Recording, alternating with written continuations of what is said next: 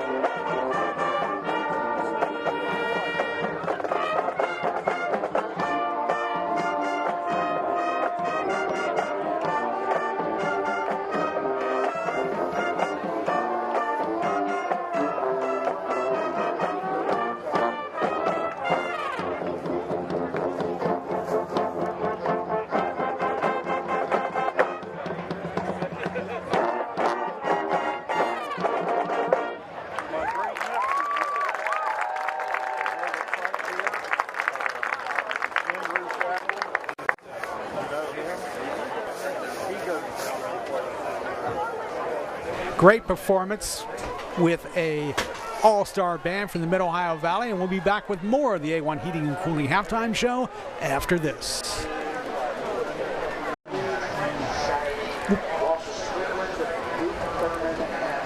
Welcome back to the A1 Heating and Cooling halftime show. At the half, West Virginia is on top of Team Ohio, 24-7. This game is about the battle against cystic fibrosis and finding a cure for cystic fibrosis. And along those lines, we have the BACF board president, Julia Maloney, down on the sidelines with a very special guest. Julia. 25 yards long. NFL flag is a no contact make. Hi, how is the Mid-Ohio Valley doing? I'm Julia Maloney with BACF, and I'm here with Jaden George, and she is seven. She's 7 now. She's from Marietta, and she is our cystic fibrosis champion, and I'm here going to talk to her and ask her a little bit about cystic fibrosis and about her daily routines with cystic fibrosis. So tell me, on a daily basis, you wear a vest that shakes up your lungs so you can breathe easier. How many times do you wear your vest? Once and more if needed. Okay. And you take lots of pills through the day so it can help you breathe better, right? Right. So what would you want to tell someone out there watching the game about cystic fibrosis? Okay, so whenever you have cystic fibrosis, you have to have a lot of special treatments, medicine, a lot of things just to keep you healthy. And it's hard to live with cystic fibrosis. But I'm sure if you know anyone with cystic fibrosis, I hope that they make it through this hard time. And so, do you think that folks should come out to the football game and the basketball game to see you and to help raise money to find a cure? Yes, I think people should, because a lot of people with cystic fibrosis are out there in the world, Right. just waiting for medicine to finally help and try to cure them. Right. And so all the money from the basketball and the football game goes to finding a cure for folks with cystic fibrosis. Now tell me a little bit about you. What do you like to do for fun? I just like to be crazy. Do you like to do any sports? Cartwheels. I'm currently in softball, but today was my last game and I had to miss it for this game. I Oh. had to miss it for this football game. So what position do you play at softball? Every time we get different positions. Okay. And so tell me a little bit about school. What's your favorite subject? Was my favorite subject because on Wednesday we got out of school. I know. And what was your favorite subject? Gym. Okay, and are you going to go anywhere fun for summer? My mom. You going to go on a summer vacation? I mean, me and my mom are gonna go to the beach. Oh, that'll be fun. Maybe. Well, hopefully you'll get to go. So, folks, if you want to contribute to the Cystic Fibrosis Foundation, you can always send in your monies or a check to our P.O. Box number, which is P.O. Box 1184, Parkersburg, West Virginia, 26102. That, again, is P.O. Box 1184, Parkersburg, West Virginia, 26102. Or you can also just be a fan and come to one of the basketball games or the football games, because your attendance helps to find a cure for cystic fibrosis. Cystic fibrosis is one of the leading killers of children and young adults in the United States. There's over 30,000 folks diagnosed with cystic fibrosis, and it is a genetic disease. Mom and dad both have to have the gene and the carrier to get it. You can actually be tested to see if you have that gene, and they test you for cystic fibrosis with a sweat test, don't they? And I actually know how it's done.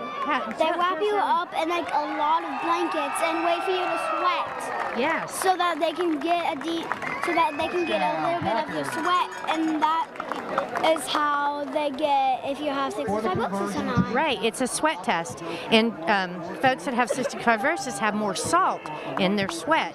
So she's exactly right. They want to make you sweat to see if you have it, right? So is there anything else you want to say? Thank you all for listening, and I hope if you have cystic fibrosis, I hope that you make it through this very hard time. And anybody out there, please reach out to us, or the board of BACF, because we would love to help you with finding the cure, help if you need more information about cystic fibrosis, or if you want to help with any of the events. And so now I'm going to toss it back to Jim. Jim, it's all yours. Thank you, Julia. Very good message, and what a sweet young lady there, her doing her best to deal with cystic fibrosis and asking for your help in the fight against cystic fibrosis. You're watching the A1 Heating and Cooling halftime show. West Virginia is on top, 24-7. And in the background, you see we've got the flag football game going on. So we've got a doubleheader football game, flag football and the BACF. And we'll be back with more of the A1 Heating and Cooling halftime show after you see this.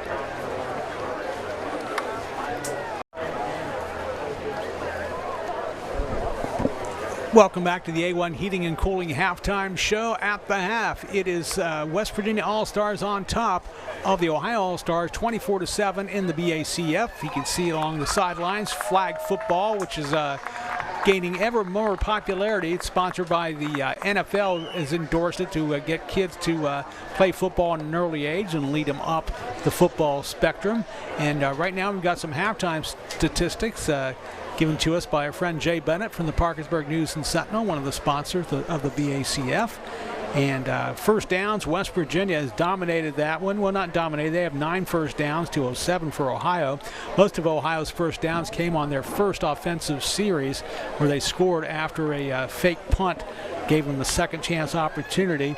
And for a game, an all-star game, and not much time to practice, there have been no fumbles nor interceptions this game, so no turnovers. And the passing quarterback for West Virginia, Trenton Huffman, has completed 4 passes for 4 out of 6 for 80 yards, and is so West Virginia has a total of 95 yards passing. And on the Ohio side, it's Jacob Pantelidis, 6 out of 7 for 62 yards. And also in the rushing category, it is for West Virginia. We've got, running down here, Carson Shriver has 2 rushes for 20 yards. And for West Virginia as well, it is Nick Keller, quarterback in, and Nick Keller had 2 rushes for 18 yards. And the big rusher, though, for West Virginia is, for the Mountain State, is Deshaun Webster from Philip Barber, the 6'1", 210-pounder. Had 4 rushes for 49 yards, and he also found the end zone. West Virginia has 83 yards team rushing. Ohio has 47 yards team rushing. The leader in that for Team Ohio is Jacob Pantelidis. Jacob had 8 rushes for 41 yards. And only one other double-digit rusher that was for Ohio. That was Braden Roth, and he has got 5 rushes for 12 yards. And total offense, West Virginia leads it with 178 yards total offense to Ohio's 121 total offense. And as you say, West Virginia deferred to start the first half, so they've got the lead and they'll get the ball to start the second quarter.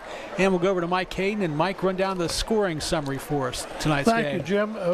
First of all, I'd like to comment on that halftime interview with the young lady with cystic fibrosis. Outstanding. It was an outstanding job of interviewing, and that puts it all in perspective. Indeed. The game's just a sideline.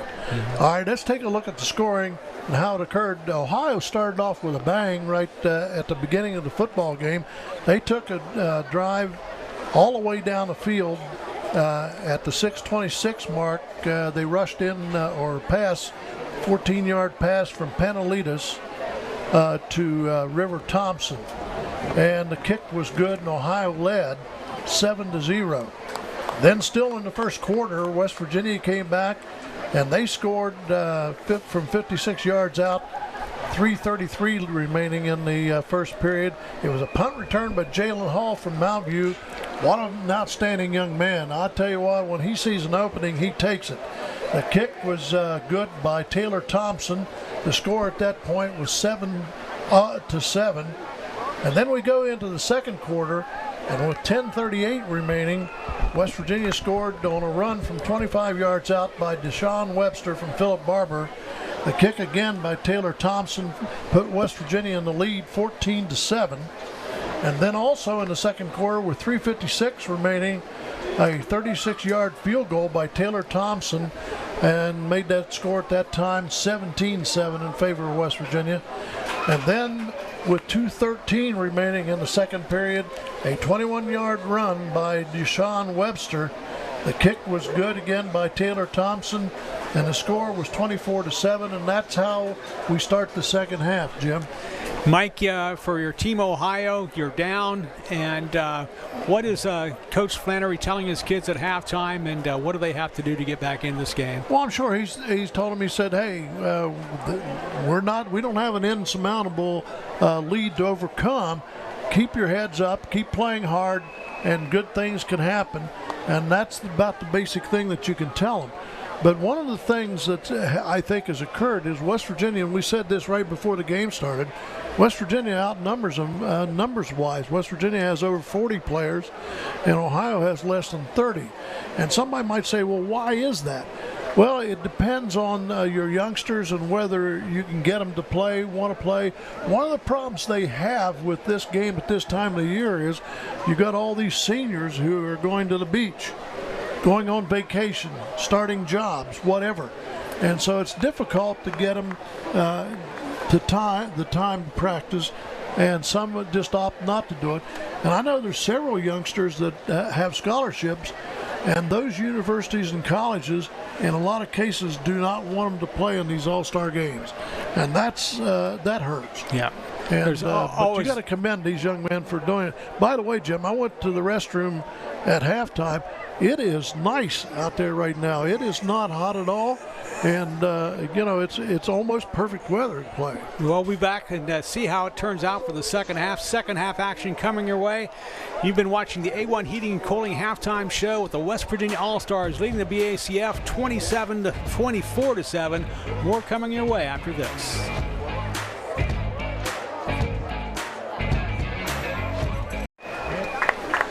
Welcome back to Bill Hanlon Field in St. Mary's for the Battle Against Cystic Fibrosis Football Classic. The halftime was an extended halftime, a half-hour halftime. The players have made their way back on the field to start stretching and getting loose and getting ready for the second half action. And the West Virginia All-Stars will get the ball to start this second half. Right now down on the field is the flag football game is wrapping up with two local teams competing, and we've seen some great displays of speed and skills in the flag football. And Mike, we didn't have flag football when I was a kid. We played two-handed touch football and stuff like that before working our way up to tackle football. Well, believe it or not, Jim, when I was in, actually it amounted to middle school at Neal in Vienna, and we had middle schools at that time and not junior highs, we did not play tackle football. We had touch football and regular league. Yeah. And, we didn't don the pads until we went to Parkersburg High School and in the 9th grade. And so that was unusual, and then it was shortly after that they went to junior high system, and they had tackle football inserted. By the way, one of the things that I've paid attention to myself personally is Pantelides. What a player he is. That name was familiar to me, and I checked at halftime because I remember that name playing at Parkersburg High School, and that was his father. That was his father. Yeah, okay. His father was a good football player, and so I checked at halftime, and definitely that's a name that Parkersburg High fans can remember back in the 80s. Playing at Parkersburg High, and I think his father's a physician, so very successful family. And, he has been successful there at Waterford High School. And we mentioned, you talk about Waterford and talking about Fort Fry, and they're across the river from each other. They could throw rocks at each other. It's unbelievable. Both programs have been good programs. Oh, it's been the golden age of athletics for Waterford and Fort Fry, particularly football, in the last 10 years or so. They've made tremendous strides and played deep into the playoffs and played for championships in conference and league championships, and they've been some of the powerhouses in Division 6 and Division 7 football in the state of Ohio. I don't care what division you're in Ohio in football. If you make it to the Final Four in the playoffs, you've really done something, because they have approximately 800 schools playing football in the state of Ohio. A lot of talent there. Well, the young men have cleared the field, and now the football players are getting ready. They've stopped the clock at 3 minutes, and we will go down to Evan Lasik along the sidelines with his report. Evan, what do you have for us? Touchdown Packers.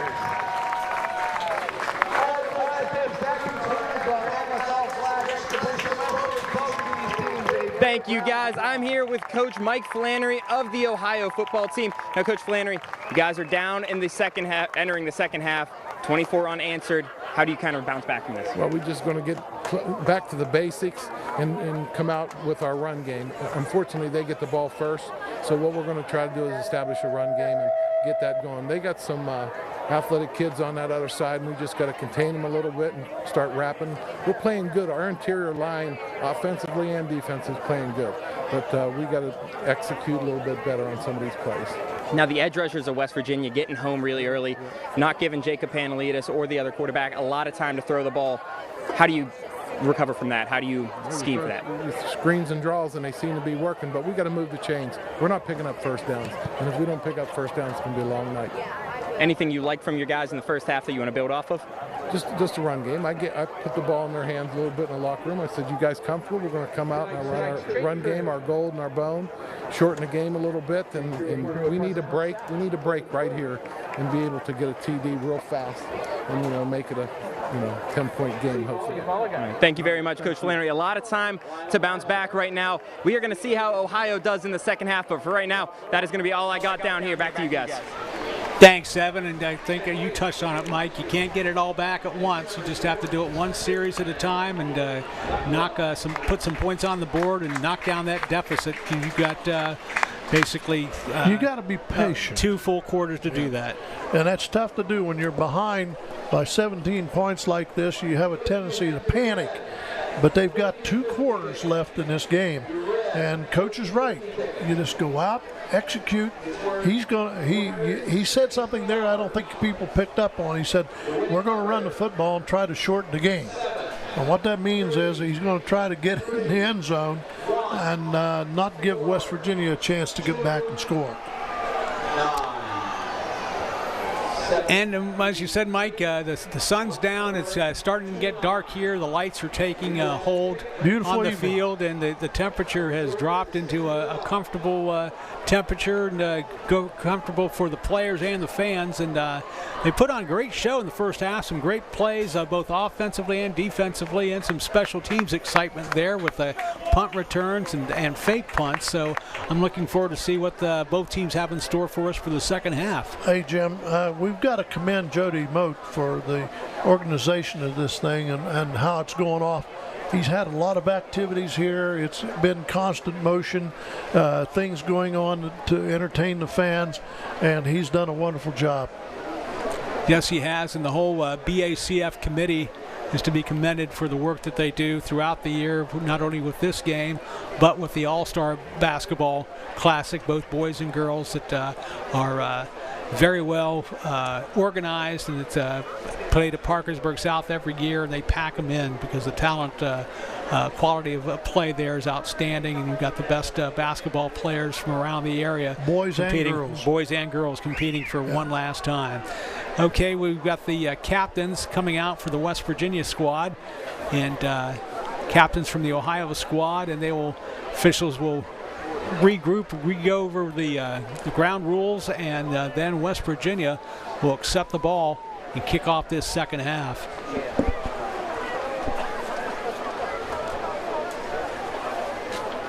For West Virginia, the captains include Deshaun Webster, who had a great first half, and also the kicker for West Virginia, Taylor Thomas that is, and Braden Whipke from Parkersburg South.